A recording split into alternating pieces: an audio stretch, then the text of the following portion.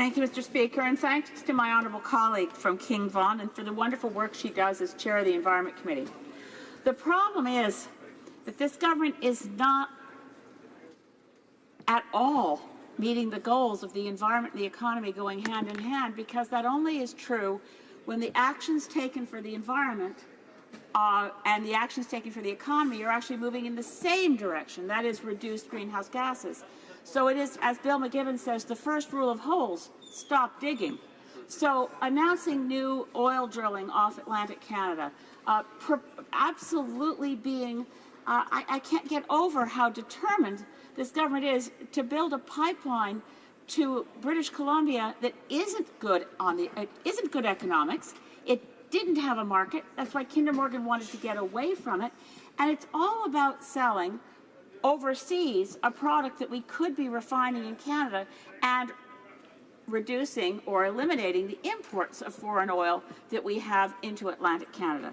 We don't have a climate plan, and the Auditor General made this point. So I'll just say to my honourable colleague, wouldn't it be better if we determined what is the global carbon budget, in other words, what is the amount of carbon humanity can put in the atmosphere before we cross over the point of no return in terms of self-accelerating runaway global warming? What is that number?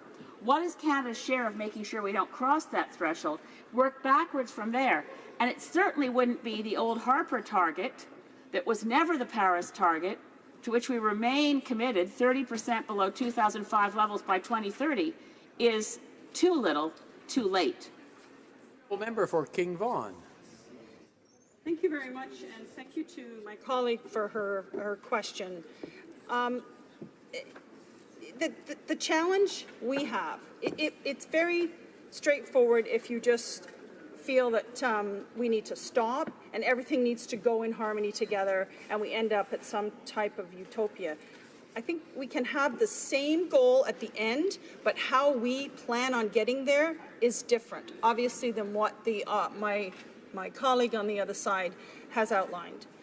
We believe that we need to proceed in a balanced way. We have to transition, but we have to ensure that Canadian workers don't suffer as we do this transition to a low-carbon economy.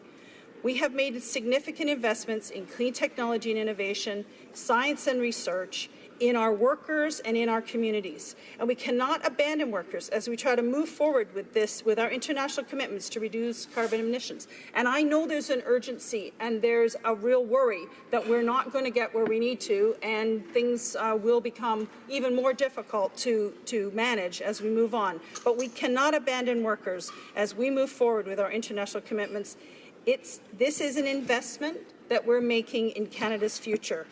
We can't just stop the use of fossil fuels and then, continue to sell our resources at a discount because we can't get it to world markets. That's right. We need the money to help fuel the transition that we are engaged in, and that's why our plan is going to be successful. Thank you.